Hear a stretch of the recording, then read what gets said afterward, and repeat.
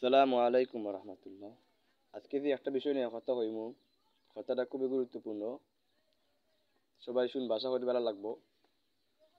বিষয়টা হইল গিয়া সমালোচকদের এড়িয়ে যাওয়া। আমরা প্রত্যেকেই সমালোচনার মুখোমুখি হই। পৃথিবীতে এমন কোনো মানুষ পাওয়া যাইতো না যে যারা সমালোচনা হয় না। প্রত্যেকেই সমালোচনার মুখোমুখি হওয়া লাগে। অনেক সময় দেখা যায় সমালোচনার বয়ে বা সমালোচকদের মুখের কথার দ্বারা অনেক মানুষ দেখা যায় পিছিয়ে পড়ে, বালা কামও অনেকেই আগ্রহী হয় না। অনেক দেখা যায় যে জীবনে ব্যর্থতার শিকার হয় সমালোচকদের বয়ে। আপনি যদি চান লাইফও সফল হইতা বা সাকসেসফুল হইতা, তাহলে আপনি কিন্তু এই সমালোচনার সে কি হইল এগুলার দাঁড় দাঁড়বা না। আপনি নিজ গতিতে সামনে এগিয়ে যাইবা। আপনি সমাজের কোন মানুষে কি হইলো তা শুনবা না।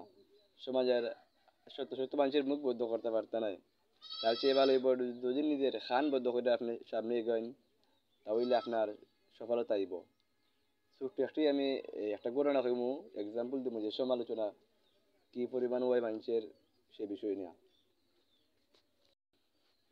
একজন বাপ আর ছেলে ঘুরে যাইল ভ্রমণ। একটু পর যাওয়ার পর একজন মানুষে দেখলো যে বাপ ঘুরার পৃষ্ঠে আরোহণ করে যাইল আর ছেলে আটটা যাইল। তখন একজন মানুষে কইল যে এটা কেমন বাপ যে বাপ যাইল ঘুরায় আর ছেলে যাইল আইটা আইটা। এই কথা শোনার পর বাপ লামি গেল ঘুরে থাকি, উঠলো ছেলে, মানে ছেলে ঘুরা সইরা যাইল। একটু পর যাওয়ার পর আর একজন মানুষে পাইল।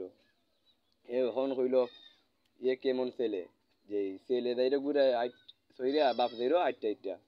এই কথা শোনার পর লোকটা খারাপ লাগলো। এই ছেলে বাপ দুইজন উঠে গেল ঘুরের উপরে। একটু দূর যাওয়ার পর আর একজন মানুষে পাইল। হে কইল এটা কেমন বুকামি যে এখন নিরীহ পানি রে বাপ ছেলে দুইজন উঠতে কষ্ট দিল। এই কথা শোনার পর তারা এই একটু লজ্জা পাইল, লজ্জা পাইয়া লামি গেল। লামিয়া দুইজন আটটা আটটা যাইল ঘুরা যাইল সাথে। একটু দূর যাওয়ার পর আর একজন মানুষে পাইল। হে কইল এখন এটা যে খুব বোকা মানুষ দুইজনেই, একটা গুড়া থাকা সত্ত্বেও দুইজন আটটা আটটা যাইল। তারপরে তারা বিরক্ত হইয়া এক গুড়ারে খান্দ লই লইল। আর এই ঘটনা দ্বারা উদ্দেশ্য হইল আপনারা বুঝানে যে এই সমালোচনা মানুষে করবই। আপনি যদি বালা কাম করুন না কেন সমালোচনা আপনার পিছু ছাড়তো নাই। যদি আপনি সমালোচকদের কথা খান দেন তাইলে আপনি লাইফে সফল হইতে পারতে নাই। সে কি হইল তা শোনা দরকার নাই। আপনি আপনার নিজ গতিতে ইনশাল্লাহ যাইবা, সফলতা আল্লাহ দিবা।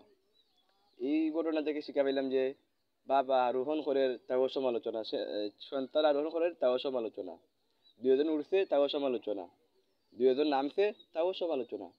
মানে সবার মাইন্ড এক হয় না, সবার চিন্তাধারা এক হয় না। তো আপনি আপনার চিন্তাধারা অনুযায়ী কাম করে যাইবা। সে কি হইল তা শোনা দরকার নাই। ইনশাল্লাহ আপনি সফলতা পাইবা। আসসালামু আলাইকুম।